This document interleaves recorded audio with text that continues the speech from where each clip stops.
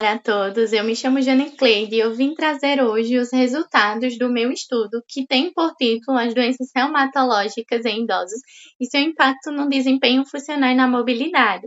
A minha orientadora foi a professora doutora Alexandra Ferreira Tomás. O envelhecimento, ele corresponde como um dos maiores e mais relevantes transições demográficas que engloba todo o mundo. Então, de acordo com os dados fornecidos pela Organização das Nações Unidas, entre 2019 e 2025, o número de pessoas com 65 anos ou mais irá aumentar de 703 milhões para 1,5 bilhão. Isso significa dizer que, em média, a cada 6 pessoas, uma será idosa no Brasil. Por ser um fato que vem ocorrendo em escala global, os pesquisadores têm explorado amplamente esse assunto e sua relação com a capacidade funcional do indivíduo. Então, eles enfatizam a importância, a necessidade de um envelhecimento ativo e saudável para a manutenção da capacidade funcional em níveis satisfatórios. Dessa forma, a gente precisa analisar a intercorrência que um envelhecimento gera no indivíduo, no corpo do indivíduo. Então, o envelhecimento de forma fisiológica, ele traz alterações para o funcionamento do corpo do indivíduo. Porém, quando nós temos fatores externos, como por exemplo as doenças, influenciam diretamente nessa capacidade funcional. Então, por exemplo, as doenças reumáticas, que são conhecidas como reumatismo, elas compreendem uns grupos de mais de 200 doenças que atingem o sistema locomotor. Então, o sistema locomotor, ele corresponde aos ossos, a cartilagens, articulações, tendões, músculos, ligamentos. E essa doença ela é responsável por atingir todos os sexos, porém com a maior prevalência no sexo feminino em idosas maiores de 60 anos e são responsáveis hoje por causar uma maior inatividade. Então, de acordo com a Associação Brasileira de Reumatologia, as doenças reumáticas elas são uma das maiores causas de limitação física, limitação funcional daquele indivíduo que precisa lidar com todos os sintomas causados pela doença. O objetivo do nosso trabalho é avaliar a capacidade funcional dos idosos para a realização de atividades básicas e instrumentais de vida, identificar os dados sociodemográficos e os hábitos de vida dos idosos e avaliar os indicadores gerais de saúde pelo teste de sentar e levantar e a escala de Tinec. O estudo ele possui um caráter quantitativo, descritivo, analítico de corte transversal. Foi realizado na clínica de fisioterapia, no qual foram captados 14 indivíduos diagnosticados com doenças reumáticas. Então, a coleta desses dados foi realizada nas dependências da clínica e os pacientes eles foram submetidos a um questionário geral que continha itens sobre dados pessoais, socioeconômicos, condições de saúde e tratamento fisioterapêutico. Para a análise funcional do indivíduo, foi utilizado a escala de Tinete para análise do equilíbrio e da marcha. Já para análise da flexibilidade das articulações dos membros inferiores, para análise do equilíbrio, coordenação motora e a relação da potência muscular, foi utilizada a escala de avaliação do teste de sentar e levantar de 30 segundos como referência. O estudo ele foi aprovado pelo Comitê de Ética em Pesquisa. Os dados eles foram catalogados e analisados através do software estatístico na versão 22.0. E as variáveis categóricas, elas estão descritas como números absolutos e percentuais, e as variáveis contínuas como média e desvio padrão. A nossa pesquisa ela foi dividida em características sociodemográficas na primeira tabela e na segunda tabela nós trouxemos os dados referentes às doenças dos pacientes.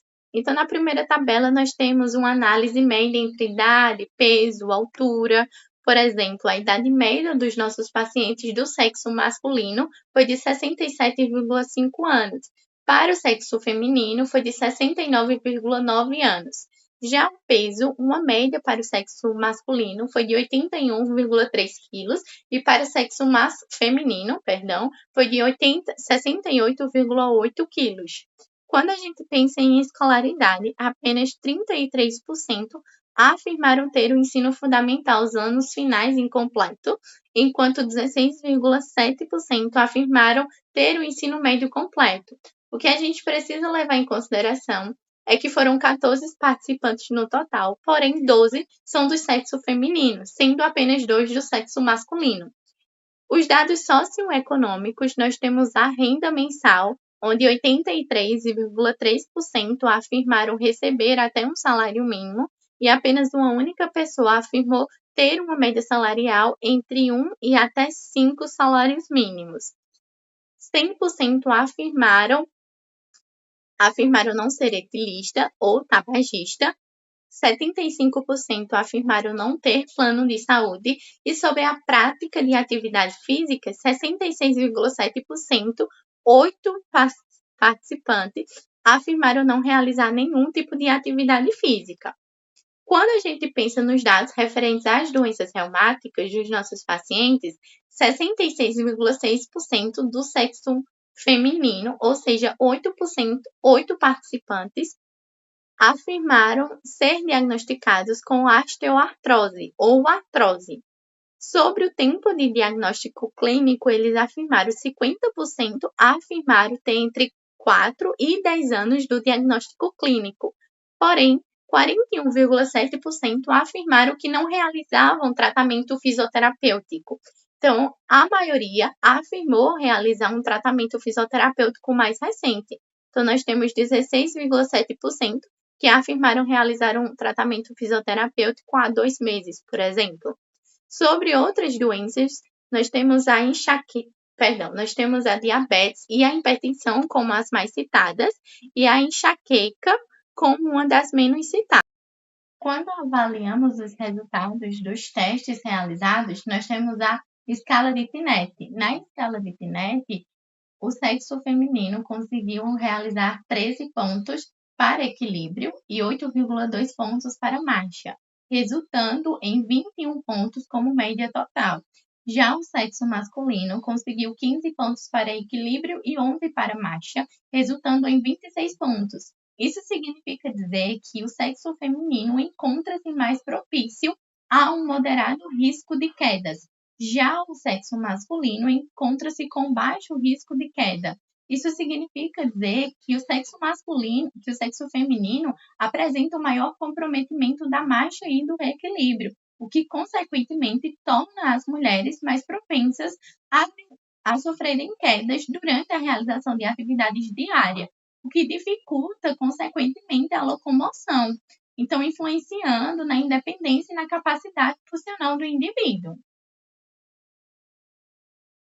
Já no teste de sentar e levantar de 30 segundos, as mulheres conseguiram uma média de 8,8 repetições. Já o sexo masculino conseguiu uma média de 10,5 repetições durante os 30 segundos.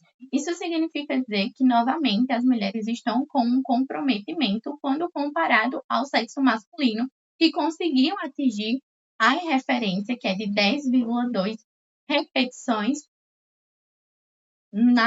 durante uma duração de 30 segundos, de acordo com o artigo que nós comparamos, que é o estudo de desempenho funcional do teste de sentar e levantar de 30 segundos na população geriátrica.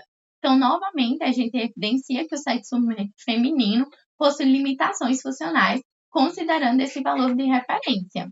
Diante do exposto, conclui-se que os estudos identificaram disfunções funcionais em ambos os sexos no teste de Tinet, evidenciando a possível diminuição do desempenho funcional envolvendo o equilíbrio e a marcha dos participantes.